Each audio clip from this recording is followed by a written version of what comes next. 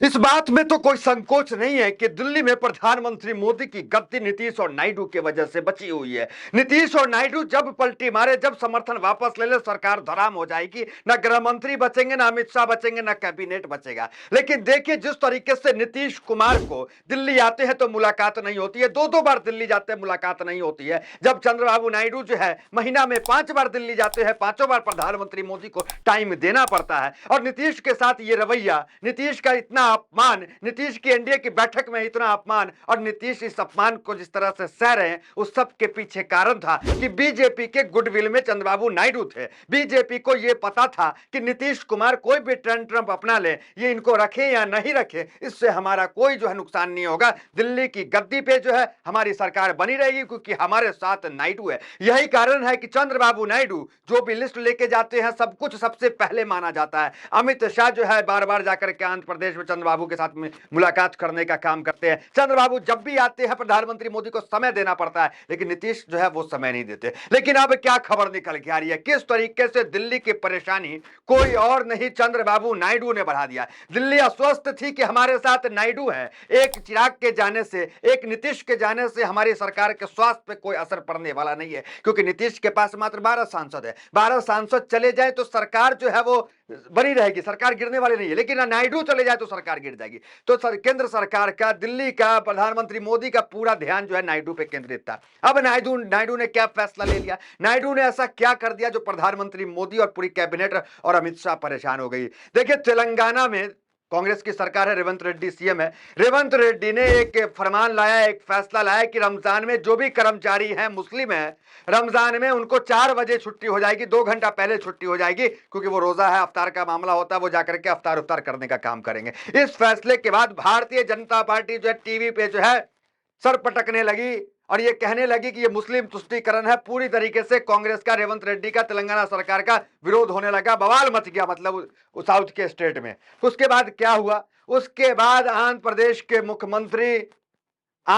मुख्यमंत्री चंद्रबाबू नायडू, उन्होंने भी वही फैसला लाया जो कांग्रेस फैसला लाई थी। मतलब इस मामले पे कांग्रेस की राह पे चल पड़े चंद्रबाबू नायडू, बीजेपी की एक न सुनी। चंद्रबाबू नायडू को यह बात पता था कि बीजेपी इसका काफी विरोध कर रही है। जो हमारे बगल के स्टेट जो 12 साल पहले हमसे अलग हुए, वहां एक सीएम ने कांग्रेस के लेकर के आते हैं, तो उसका बीजेपी विरोध कर रही है, मुद्दा बनाई हुई है उसको, और आप जो है वही फैसले को फिर लागू कर दे रहे हैं आंध्र प्रदेश में। तो चंद्रबाबू नायडू ने कॉपी पेस्ट कर दिया तेलंगाना के उस फैसले को आंध्र प्रदेश में, जिसमें है कि मुसलमानों को 4 बजे छुट्टी मिल जाएगी, 2 घंटा पहले छुट्टी मिलेगी रमजान के समय, और ये 30 दिन मिलेगी। क्या खबर है, कहां कहां किस किस कर्मचारियों को मिला, वो बताएंगे। उससे पहले जरा सोचिए, जिससे बीजेपी अस्वस्थ थी कि ये हमारे साथ है, उसने किस तरीके से झटका दिया। क्या चंद्रबाबू नायडू को जो है भविष्य नजर आ रहा है कि नीतीश के बाद हमारा निपटारा होना तय है, क्योंकि नीतीश को तो एक तरीके से बाइकआउट करने का काम कर दिया। आपने देखा महाराष्ट्र में शिंदे के साथ क्या हुआ, नीतीश के साथ क्या हुआ, यहाँ पे सब आप देख रहे हैं। और नीतीश कुमार भी जब लौटते हैं बिहार, और उसके बाद नीतीश के क्या तेवर है आपने वो भी देखा। नीतीश कुमार एनडीए की बैठक में नहीं जाते हैं। नीतीश कुमार जो है वो, खबर यह भी आता है कि लालू यादव से फोन पे संपर्क भी करते हैं, क्योंकि उधर से ऑफर है। तो नीतीश कुमार जो है वो मजबूर है कि हमें सीएम का चेहरा घोषित कर दिया जाए।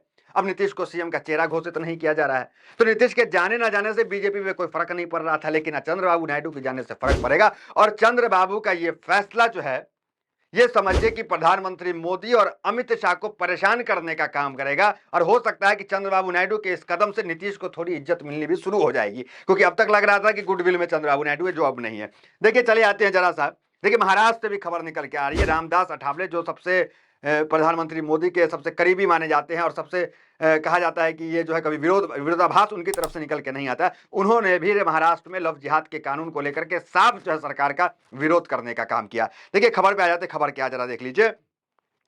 तेलंगाना के बाद आंध्र प्रदेश सरकार ने भी रमजान के महीने में मुस्लिम सरकारी कर्मचारियों को 1 घंटे पहले कार्यालय छोड़ने की अनुमति दे दी है। तेलंगाना में बीजेपी ने इस फैसले के तुष्टीकरण की रणनीति बताई थी, कांग्रेस सरकार पर हमला बोल दिया था। लेकिन आंध्र प्रदेश में एनडीए की सहयोगी चंद्रबाबू नायडू की सरकार ने भी यही फैसला लिया है। इससे बीजेपी की स्थिति असहज हो गई है, क्योंकि एक और वह तेलंगाना में इसका विरोध कर रही है, और दूसरी ओर आंध्र प्रदेश सरकार बीजेपी में शामिल है।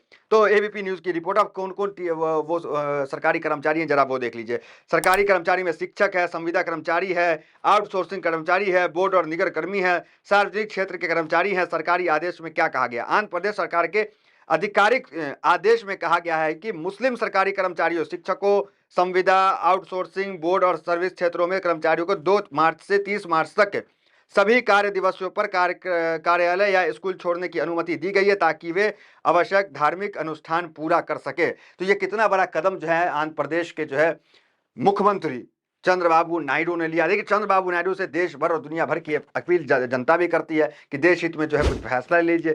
चंद्रबाबू नायडू जो है वो पलटी मार दे, नीतीश पलटी मार दे। इस तरह के जो है कमेंट सोशल मीडिया पर लगातार चलते हैं। एक बार हेडलाइंस आपको दिखा देते हैं, हेडलाइंस क्या चल रहे हैं। देखिए, रामदास अठावले ने किया महाराष्ट्र सरकार के इस कदम का विरोध। हमने आपको बताया, एबीपी न्यूज की रिपोर्ट चल रही, लव जिहाद का विरोध किया उन्होंने। और दूसरा देखिए क्या चल रहा है, तेलंगाना में जिस फैसले पर मचा बवाल, अब उसी राह पर चले चंद्रबाबू नायडू, बढ़ा दी बीजेपी की टेंशन। यह देखिए एबीपी की है। दूसरा देखिए, तेलंगाना के बाद नायडू सरकार का बड़ा फैसला, रमजान में मुस्लिम कर्मचारियों को मिलेगा ये छूट। ये आज तक का रिपोर्ट है। दूसरा देख लीजिए, ये इनसाइडर लाइव का है। ये नायडू सरकार ने भी रमजान पर मुस्लिम कर्मचारियों के साथ फैसला लिया। तो कुल मिलाकर के मुस्लिमों के हित में, जनहित में जो है वहां पे फैसला लिया गया और जो है 4 बजे छुट्टी देने का वहां पे कार्य किया गया, जिस तरह तेलंगाना सरकार में किया।